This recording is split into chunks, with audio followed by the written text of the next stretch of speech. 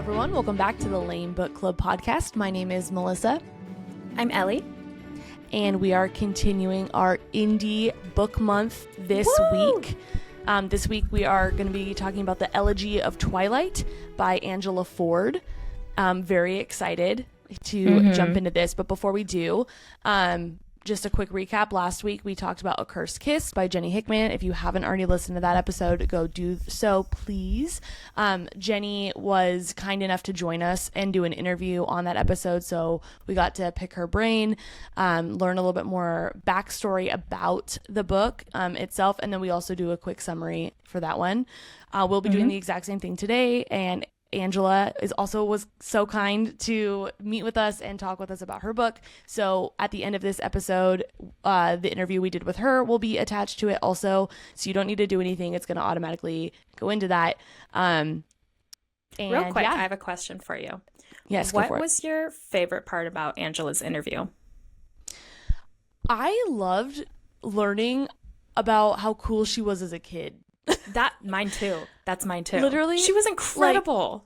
I mean, I cannot, the things that she was able to accomplish before 12 years old, and we talk about this in our interview, you guys are going to hear it, but meanwhile, Ellie and I are over here literally just playing in dirt, probably until we were too old to be playing in dirt.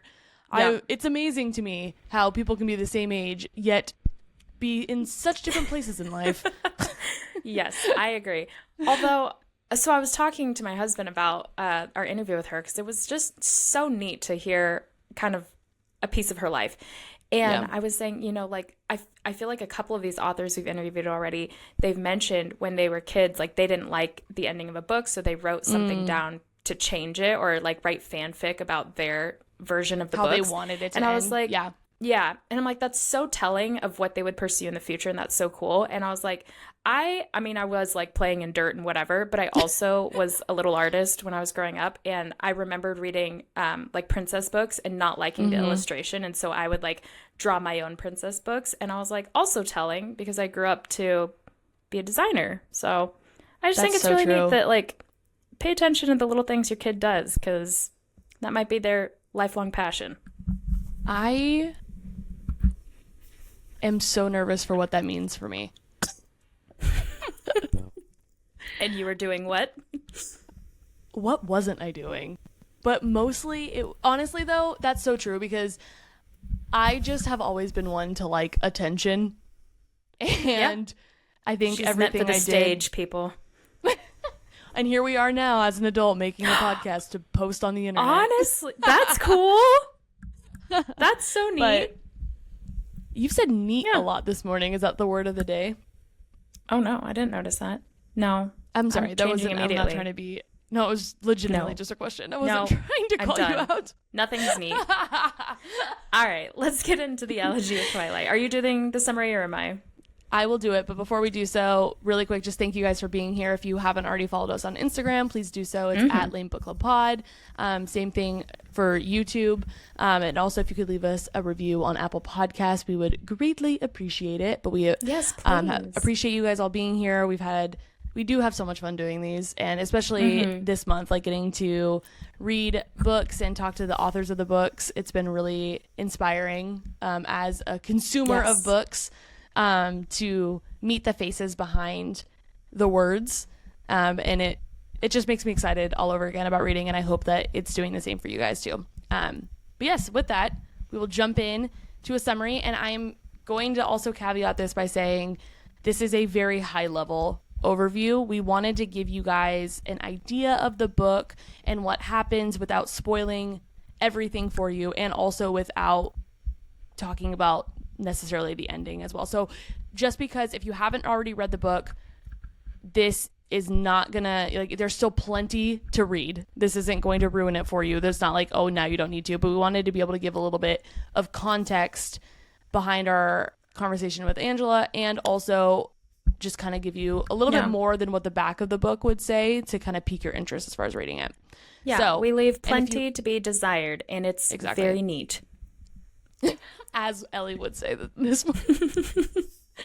Okay, cool. So this book starts with a man named Captain Elroy who's chained up a woman named Lucia to act as bait for the Vampire King. A vampire, whom they all assume is the Vampire King, show up after luring the guards to sleep with his loot, and Lucia starts to panic a bit. However, instead of harming her, the vampire comments on her beauty and the runes on her skin. We learn that Lucia was being chained willingly to sacrifice herself and save the city that she loves. She makes a deal with the vampire to leave the city alone in exchange for a kiss, even though she's a priestess and has vowed to live a life of celibacy, like to the point of zero romance at all. We get a glimpse into Lucia's everyday life and meet her best friend Edith, who is also a priestess. And her next encounter with the vampire is very flirtatious, but she is guarded against it due to the vows that she made. The vampire, that we learn his name Titus, tells her that she needs to loosen up and agrees to have more control over his bloodlust if she meets with him one night a week, and to that she agrees. After some shocking turn of events and action during their first meetup, she realizes that she actually wants Titus. She is interested in him romantically. And she has a hard time coming to terms with that, though, because of the vow that I have already mentioned a few times. She then goes to see Captain Elroy again and talk with him about the Vampire King. However, once she gets there, she realizes that he's with a woman that she recognizes as her best friend, Edith, aka the one who is also a priestess and made the same vow. Betrayal. But exactly. And she leaves before either of them notice her, and she is just bewildered, cannot understand what she just saw.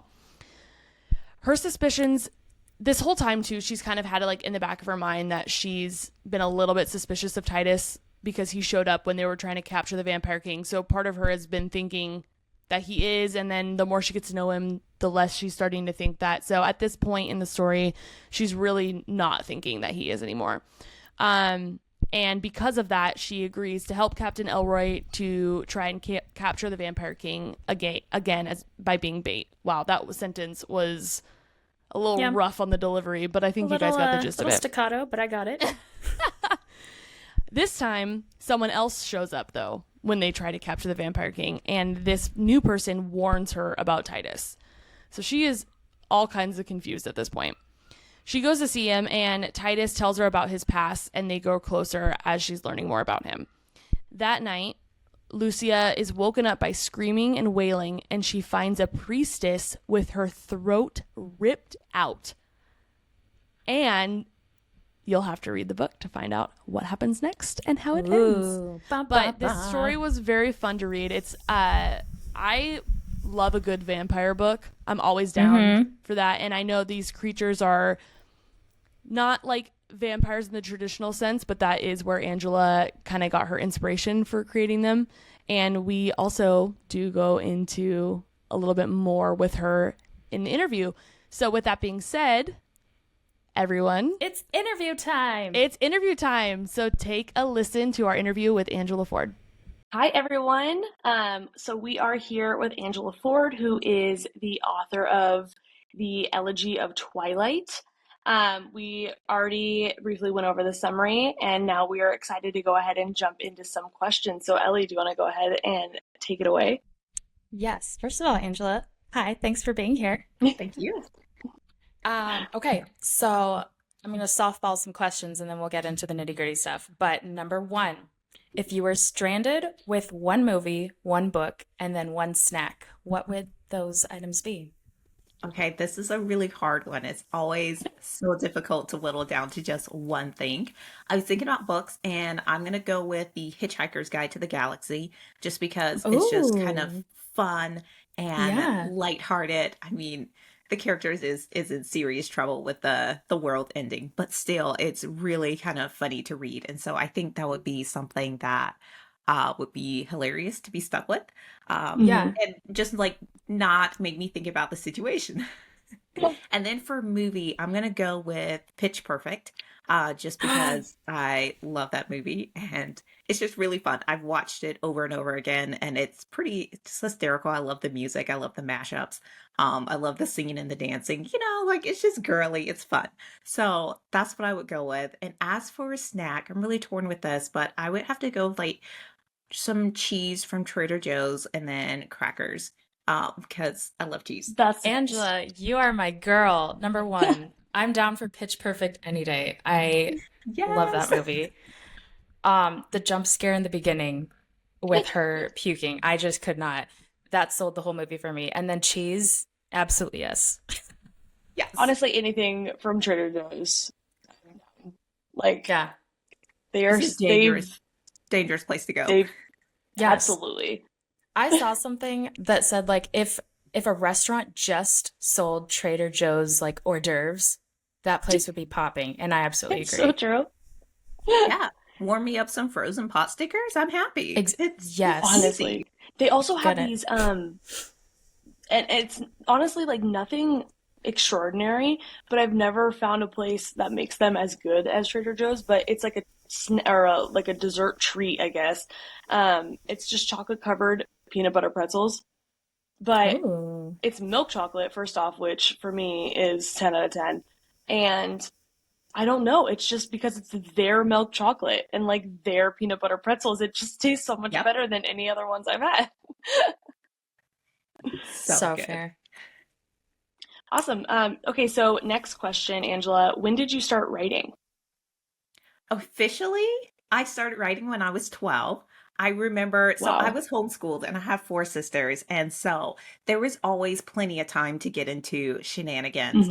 Hmm. And we played a lot just with like toys and stuff. And so I was always telling stories. I shared a room with my two younger sisters, and I just remember at night I would like tell them stories. I would like crack open my blinds after I'd gone to sleep or after we turned out the lights so I could read Hmm. longer. And after a little while, I was like, you know what? I think I could do this. I'm gonna write some stories. And I really started because I couldn't find like exactly the stories that I wanted to read. Like the author would like do something at the end, and I'd be like, why'd you do that?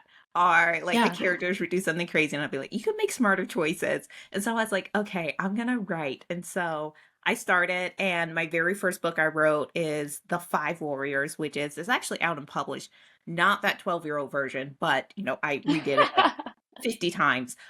It was it was really fun, but it was good. It was epic fantasy, not fantasy romance. So that's really where I started. And then it just went from there. I just could not leave it alone. So probably, let's see, I think it was like 12 years later, that's when I officially published for the first time. That's so Wow. inspiring.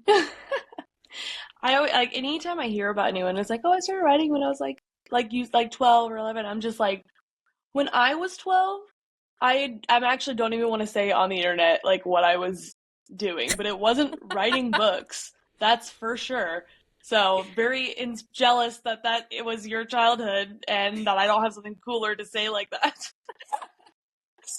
Hey, No. there were other things too, that's just like the one cool That's thing it. I'm gonna pull out.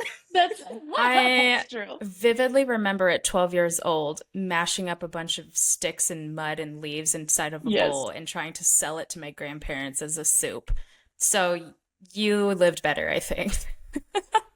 I'm grateful that you said that, Ellie, because I also want to clarify I wasn't doing anything like inappropriate when I was 12. It was that kind of stuff. I just felt like I was too old to still be doing it. Yeah, yeah, exactly. Wow, that's so awesome. I love that you said you couldn't find anything that you liked, like Hmm. with the storyline. It didn't end in the way you wanted. So you Hmm. wrote a book that did end the way you wanted. I think there's something in that for every That's life true. lesson. Yeah, I think we all find those books too that we read and we're like, Hmm. why did the author do that? Why? And we Yeah, yeah, want to yeah. know. And so we want to fix it. I'm a Yeah, fixer, so I love fixing things. That is just who I am. I love that. That's awesome. All right, number three, what is your preferred writing style as far as like outlining? Last week, on our Hot Goss episode, we talked about how SJM is kind of like a pantser where she flies by the seat of her pants, just writing, freestyling it. So are you an outliner? Do you freestyle it? Do you sit on things for a while and then come back to it? Or what's your style? Oh, so my style has changed. I started out being a pantser. And I love to just like sit down and write. Yeah. It really helps me to get into the world and get to know the characters. And I really need that because I honestly, when I'm writing, I feel like the characters are telling me their story. And so Mhm. when I sit down and I look at the blank sheet of paper, I just really want to know. And it's almost like an adventure. I have always had the thought that plotting would make the story boring to write because I already knew what was going to happen. Mhm. But I have started plotting a little bit more now instead of just flying by the seat of my pants, and it's really helped me a lot. I've discovered that when I sit down and plot, I don't do like super in-depth plots. I just kind of do like, okay, this is what's going to happen in chapter 1, chapter 2, and then just Mhm. kind of like go like a kind of like a ten plot points so I don't get Sure. stuck along the way. Because I discovered that when I fly by the seat of my pants, usually I get to the middle of the book and I'm like, now what? What should I do? What should they do? I want to go to the end now, but there's so much more that needs to happen before the end. And so it really helps it be a more well-rounded book. Even if I write short books and I love that. I like being able to just write something that readers can like devour in a short period of Mhm. time. And it Mhm. keeps me from getting too bogged down and like kind of like the more boring details. But I like to return to the same world. But it's been helpful to plot a little bit more instead of just flying by the seat of my pants. I feel like readers appreciated that. I have been looking at like my last reviews of books that I've like plotted, and I'm like, it worked. It works. I Mhm. can tell. Yeah, So I'm gonna I keep love doing that. that now, but I always start out with like free writing where I sit down Mhm. and I write like maybe like 20,000 words in the book, just to get to know the characters a little bit better. And once I do that, I can plot and then I can write the Mhm. book. And I usually pull from that 20,000 words. It's just like a good, it's like warming up. Like before Yeah. Yeah, you run a race, like you gotta warm up and stretch and all that. So that's what I call it the warm up. That's that's cool. awesome. I like that. Yeah. I like that you've like learned along the way, like what's worked for you, and then that you also like seen that in the feedback that you've gotten. Yes.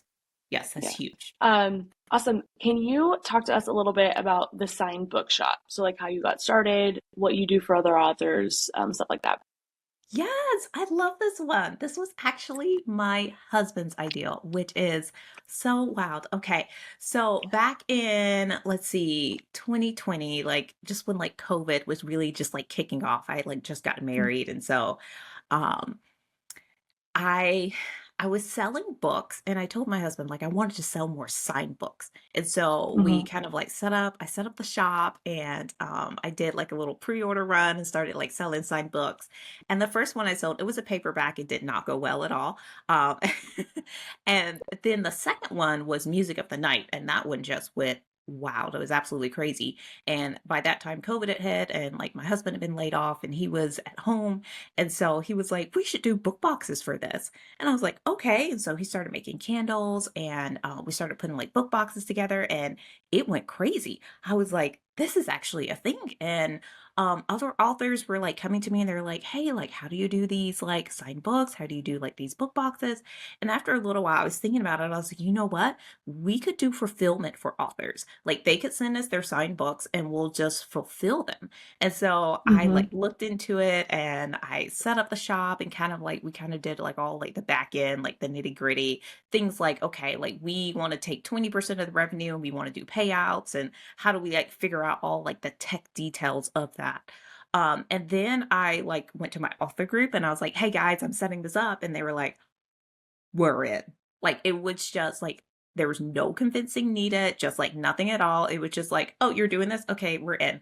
And that was it. And the shop has been flying ever since. Like I've been absolutely Ah, flabbergasted love by that. how well it's doing.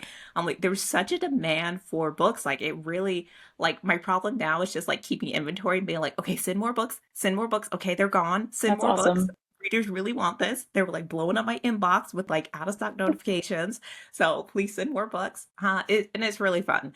So I have so many books in the house, like the post office, they always have to come and do like package pickups. And it's wow. So we had like a little bonfire the other day where we were like burning a pallet because we had a bunch of books that arrived on a pallet and we had to unpack that. And then we were like, now what? So It's just a That's really fun awesome. way, like an easy way for authors to sell signed books without having to do the work. Like we do all the concierge level service. Like Hmm. we'll set up their author profile on the website. We'll take photos. We'll do a bit of marketing too. We run ads. Just like it's really just like this high level service. I've noticed for the most part, the whole shop is really focused on romantasy. In part, I think that's really because that's the authors I know, it's the genre that I write, Hmm. and so that's really what it has attracted in.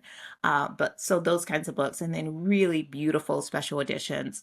I do have some authors that do Kickstarters, and we'll fulfill like their Kickstarters for them as well, and then they'll put those books in the shop too. And so that's also helpful because Kickstarter is a really good way to market the book and get the word out about it. And people always miss Kickstarters, so they're always like, "Oh, I need to get the Kickstarter book." Hmm. So it's just amazing. Really, really fun.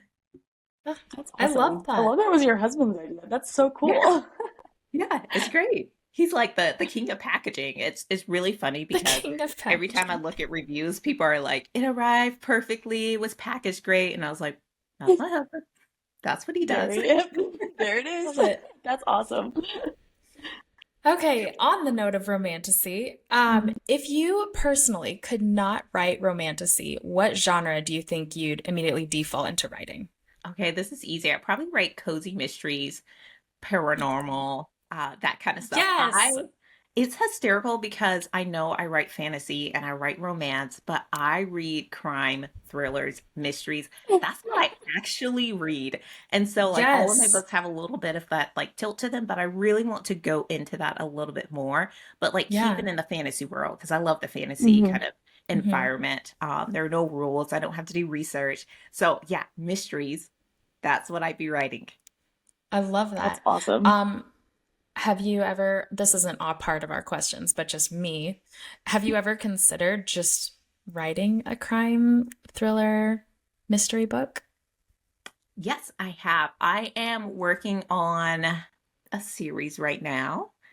It's Ooh. really Ooh. funny because I'm like, I'm gonna work on this series, and instead of plotting, I was like, went to my designer and I was like, hey, can you do this series for me? So we're gonna work on the Yeah. design first, and then I'll figure out the story that goes along with it, which is pretty Nice. hysterical. Best But sequence of events.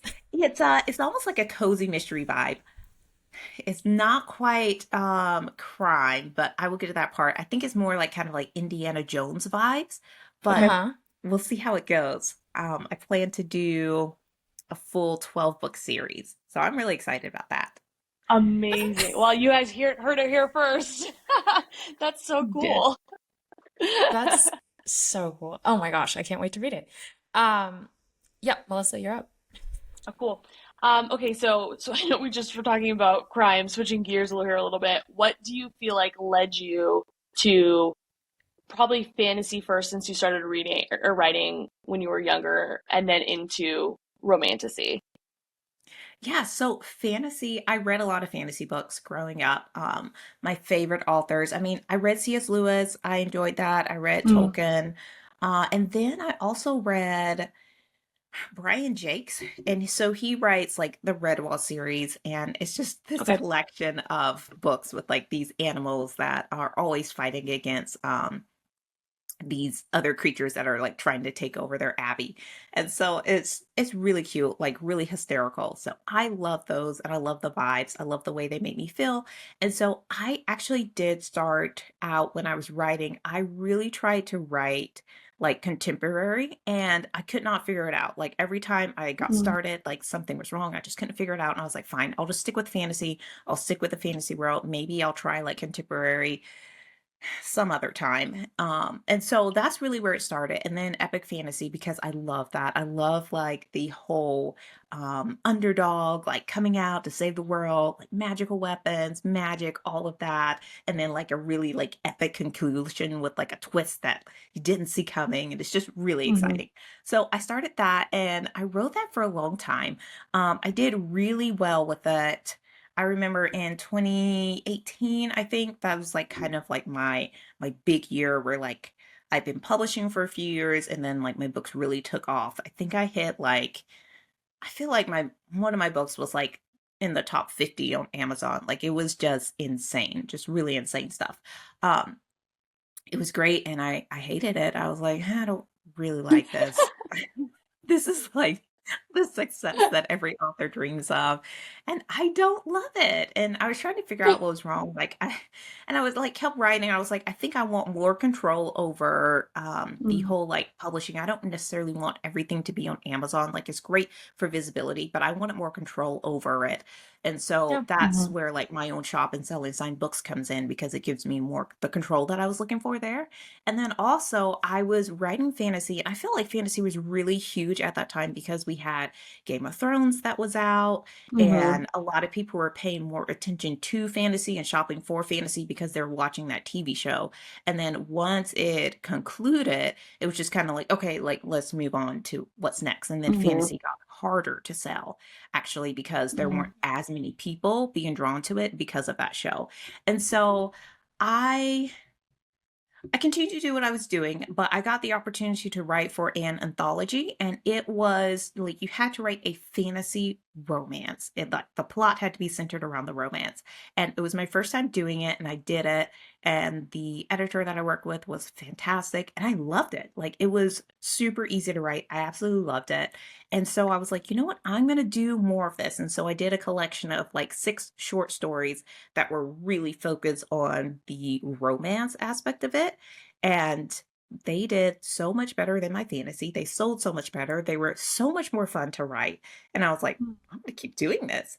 And so I just kind of told my email list and all my fans, I was like, okay, you can always find my fantasy books, but I'm writing like more romance centered books now. And it Yeah. was a night and day difference. Like it was just massively huge. Like the epic fantasy people, they just kind of like faded and fell away. But like romance is such a massive genre. So it was much easier to write. It was much easier to sell. And I love it. It's just really fun. It's a fun genre. Yeah. And I love like the whole romance You're thing. It also happened at a time like I like just got married too. And so it was just kind of like my whole the life was centered romance around was in that the at that air. point. Yeah. So yeah, Yes. it was great. Yeah, That I is, like, I think, oh, go ahead, Ellie.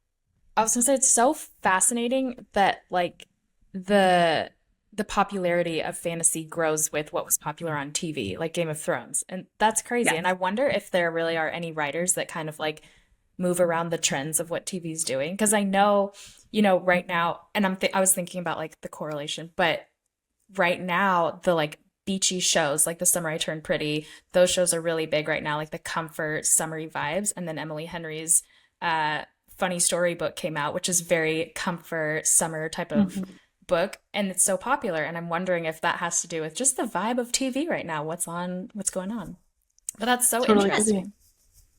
Oh, and I also thought that it was really related to like we had COVID and Hmm. fantasy is it can be very brutal. It can be very hard. And so I also think that a lot of times people are like, I just want something that's like funny and cozy and Yeah. lighthearted that's going to take me away from like this Yeah. situation that's out of my control that I'm living through. And so they didn't want to read something that was more like hard and like dark and like out of Yeah. control because they felt like they Mhm. were living through that. And so they wanted something else. And so I think that the rise of like good vibes and feeling cozy Yeah. and being able to Yes. laugh and not be too stressed out was really pivotal in helping that too. So Yeah. yeah, those two 100%. things, huge. Hot take also, I actually really believe that that is why Bridgerton got so popular. It's a great show in Oh, itself, yeah. but I really think that's why it got so popular is because it really plucked people out of 2020 and put them back Yes. into that era of romance and charm and old timey. Yes. So, hmm. All And not right. a world pandemic. Yeah. Um, awesome. Yeah. So, what inspired the Elegy of Twilight specifically? Ooh, I love this question. Okay, so I am a sucker for forbidden love.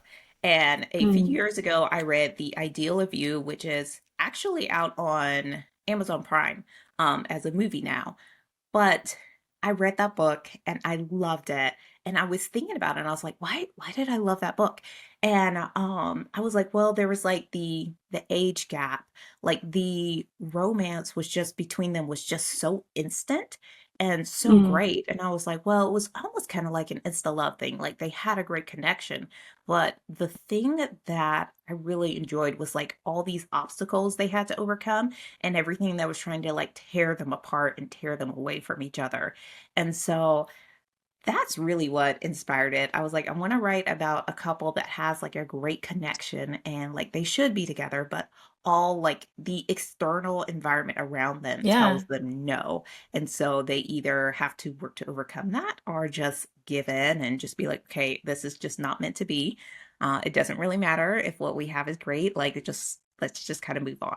And I also wanted to write something that was a little bit darker and just kind of like alluded more to um the choices that people make and how like they don't necessarily always make the right choices in each situation, but there's a path around that or a path through that. And so yeah, I definitely didn't want them to be like this perfect couple, but I thought Mhm. having the secrets in there would just be more mysterious. But I love that. That was like a book that I wrote so fast. Like it just Mhm. flew out of me. I feel like in like a month it was just like, whoa, first draft done. It Yeah. was it was wild. Yeah, That's I think it awesome. definitely alludes to your love for mystery because there were a lot of secrets in there, a lot of little reveals. I thought it was so great. Yeah. Okay, for this question, I need to start off with Melissa and I were debating yesterday. Do you pronounce the main character's name Lucia or Lucia? I go with Lucia. Okay, excellent. Okay. That's what I was leaning Minus towards. 1 point for me. Yeah, honestly, when I write characters, unless I'm like going, I know that I'm gonna do like an audio, I'm like, you know what? I think the reader can just decide for themselves. And so Totally. I try to give Yeah. enough detail so that, there's a picture, but I also do understand that, it's nice when you can kind of like decide for yourself and be like, it's this. And so Yeah. that is definitely not something I have a very like strong opinion on. I'm like, I don't care. As long as you That's why enjoyed That's we it. can't be authors, Melissa, I because was we have such strong opinions on other authors' character names, and we fight about it all the time on the podcast. Like, it's not this. So, That's and great. when we say strong opinions on other authors' characters' names, we mean like how they should be pronounced. Like yeah. not if we like them or not, but it's like but I also I don't know if you've seen this online. It was a popular like TikTok and then it also got popular on Reels, but it's just someone talking about how they like read with their eyes. And so like they say every fantasy character's name wrong. And that is like, I feel like the story of my life. Like I will read an entire book and like call characters by a name and then I'll hear someone talking about it later on and they say it wildly different than I did in my head. And I'm like, was I wrong for this whole series? Which at Yes. one on one hand I don't really care. But on the other hand, I'm just like, it's impressive really how often I say the name wrong in my mind.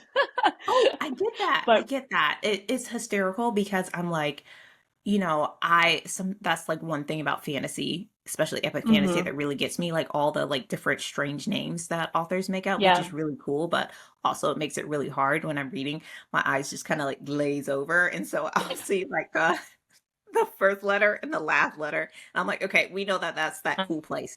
Got it. Or that's that crazy person Yep. thing. Got it. Moving on. All right. And then they explain it, and I'm like, oh, I had no idea. I have a better understanding now. This is actually really Yep. easy. So sometimes Yep. audiobooks are better for like epic fantasy because Mhm. I don't have to stress about that because the narrator's just going to tell me. And then when I read it and I'm like, oh, so There. I get Yeah. Unless you're us, Angela, because I think Melissa might have listened to part of Fourth Wing or Iron Flame on audiobook, Mhm. and she was like, it's pronounced this way. And we were still like, I don't think they're right. I don't think the author signed off on that. I don't think that's how the Well, name's pronounced. that's true, but that's also that is very true. It was Ellie was right. It was part of Fourth Wing. The and maybe again, maybe everyone's wrong, but the person doing the narration said wyvern, and I've always heard people say wyvern, and I feel like that's like how. So again, I'm with you on that I one. don't That know. is how it's It said. It's it's not, wyvern, right? yeah, it is. Yeah. Yeah, they said wyvern like multiple times throughout You the heard it here audiobook. first, everybody. Ellie and Melissa are 100% right all of the time. Even the author tells us so. There you go. So, but Okay, anyways, so I'm glad you don't have a strong opinion. I'm glad that I mean, if it honestly, I guess it doesn't really matter. Like you said, people are going to read it however they want to. Like, and that's the beauty of fantasy. Like, and honestly, like books in general, I don't want to get off on too much of a tangent, but I love that like everyone is reading the exact same book, but it affects people differently. They take different things away from it. Like, and I think the same can be said for a lot of things, but I feel like it's the most obvious in books because of how much detail we get. And that's why I love reading so much because I love that we're all reading the exact same thing, but we get a completely different experience out of it. And it's amazing. But I will let Ellie continue because I don't want to keep going on about that. okay, back to Elegy of Twilight. Are Lucia and Titus based off of anyone specific, or do they share traits with anyone specific? So, no, they aren't based off of anyone specific, but I found that when I like to write, like, especially for that series, the Tower Knights collection, I Hmm. try to write the men, like, they have similar characteristics where they're very just like, they, they like to do their thing and they like things the way they like them. But they're very just like utterly like loving and absolutely besotted when it comes to like the woman that they're in love with, and they'll do like absolutely anything for them. So I just love that vibe. And so all the books kind of have like that similar vibe. So all the men, I try to make them different, but like they're just kind of like similar in that. And then they always Yeah. have like a super dark secret that they're like, I was pretty evil. And now I'm not. That's awesome. Um, Perfect. So for this book and or series, why did you choose vampires over other mythical creatures? Yeah, so I done like I love the whole mythical creature thing. I will admit that I'm actually not a huge fan of vampires, and so I love Mm-hmm. to take creatures that I'm not a huge fan of and just kind of like spin them in a different light. And so Mm. for Elegy of Twilight, I wanted to focus on kind of like the whole vampire vibe, but not quite the vampire vibe. Mm-hmm. So that was really fun to play with. Because I had done like werewolves and like just kind of like some other creatures too. And so I didn't necessarily want to do like shifters. I was trying to do something that I hadn't done before. And I will say that it ended up being pretty similar to Lured by the Dusk, because that also kind of has like a whole like almost like a vampire side to it, slightly different. But Mm-hmm. yeah, that's what I wanted to go with. Just because it really fit. And I was also trying to Yeah. think like for a priestess, what would be the absolute worst thing? What would just be like so horrible that people would be like, Mm-hmm. no. Like there is just no way that you could have a relationship with someone who's like that. And so Mm-hmm. obviously vampires came up. I didn't want to go the whole demon route at all. And so Mm-hmm. yeah, I stuck with vampires. Fair. I love it. I love it. Is it my turn? Oh, it is my turn. Yes. Okay. One defining trait of Titus is his ability to play the lute. Do you play any instruments that would have inspired these scenes? Or do you know anyone that plays such a beautiful lute that you had to write it in? Yes. Okay. So, I know earlier we talked about writing, and I said I started writing when I was 12. One of the things that I started doing when I was 9, I started playing guitar. And so I had a rock band with my sisters. We all played different instruments and we like toured around, we played concerts and shows. And I just remember that being up on stage playing guitar was so much fun. It was so Yeah. just like, oh gosh, like the feeling inside, like it was just incredible. Like I loved performing. I loved being on stage. It was just kind of like just so blissful, just like kind of on another level. And I love that vibe. And so when I wrote the Tower of Night series, one thing I really wanted to incorporate in every single book was music and make it magical somehow. Mm. And so that's like each book kind of has a theme. So for this one, I was like, ooh, we're gonna get into the stringed instruments. I didn't necessarily want to do a guitar because I didn't feel like it was like as sexy and as like fun of an instrument for a fantasy romance. So I went with the Yeah. lute because it does have some similarities. And so Mhm. yeah, that was it. Kind of like that inspiration came from me. So I love it. That's so Nice. cool. When you first said like you had a rock band with your sisters, I thought you just meant like, oh Like yeah, a like like a the five living of room us like family hung thing. play Yeah. exactly. Yeah, like oh we would just hang out at home and force our parents to listen to us. And then you're like, yeah, we toured and I was like, oh my gosh, like legit. That's crazy. We did. It was, that was like the root of like how I really got started with like marketing and really figuring out like kind of like how to grassroots and do things myself because Mm. we recorded an album and I remember we needed to like get money to like get it out there, like get it mastered and mixed Mhm. and then like print those copies because that was still a thing back then, printing CDs. And so I Mhm. remember that. And we came up with a whole campaign for it. And we were like, we're going to do pre-orders. We're going to get people, I think we gave out t-shirts. I don't know. It was really fun, but That's it was so just a cool. great way to get started. So yeah, Again, I not love me those days. mixing dirt and leaves while Angela is touring at 9 and then writing a book at 12. That's fine. We live different lives and it's fine. That's so funny. Oh my gosh, because I Good relate time. so much more to Ellie in that way too. You There live are the such a cool exceptional and life. there are the unexceptional. There are those who have it and there are those who don't. Well, hey, I did break up the That's band so when I funny. like moved away to go to college. I was like, I'm gonna go to Nashville. It's gonna be great. And that was the end of that. So, and it was like, it was a good time too. We were really getting out there. We played at like the theme park in Alabama, and it was just great.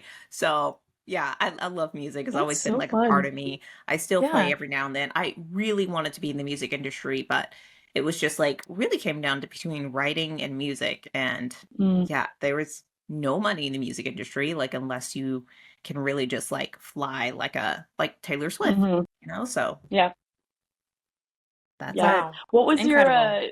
band name? Sorry, really quick, I gotta know. No compromise. Love it. Good name. Yep. Yep. Awesome. Cool. So I think this is our last question, right, Ellie? Yep. Mm-hmm. Um, so we love girl friendships. And Edith and Lucia were super solid throughout the whole book.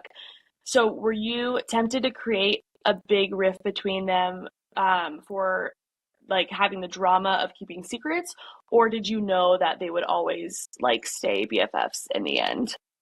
So I did know that they would always stay BFFs in the end. Hmm. One of the things I thought that would make their relationship stronger is that if they were both going through the same thing. And so I really Mm. wanted that parallel between them, like, Yeah. oh, I'm in a relationship that I'm trying to keep secret because no one's going to understand it. And they're going Hmm. to kick me out of my home if they find out. And so because they were both going through that, I felt like it would make them stronger when the secrets were revealed and they realized that like, oh, I could have been talking to you about this the whole time. I could have been Hmm. honest. I could have maybe done things differently if I'd known that I had someone to talk to that was on my side. And so I really wanted Hmm. that to be a highlight there, that they had a strong friendship, but maybe they didn't go about it the right way and maybe they should have talked to each other more. So that's also something I wanted to leave readers with at the end of the book. It's just kind of like thinking through the ways that the two of them acted and like, they were great friends. It did work out in the end, but was it Hmm. right? Like, did they go about things the right way? Or, like if you were Hmm. in their shoes, what would you have done differently? Mm-hmm. I love that. I would have called that person out immediately. I would not have kept, but maybe I'm a bad friend. I don't know. Also, I have a question, and again, this isn't on the list that I sent you, but I just have to know for my own personal sake. There was a very large age gap between Edith and Elroy. Yeah. Was this a parallel in that it's like a forbidden love, like it shouldn't have been? Or what was the reasoning?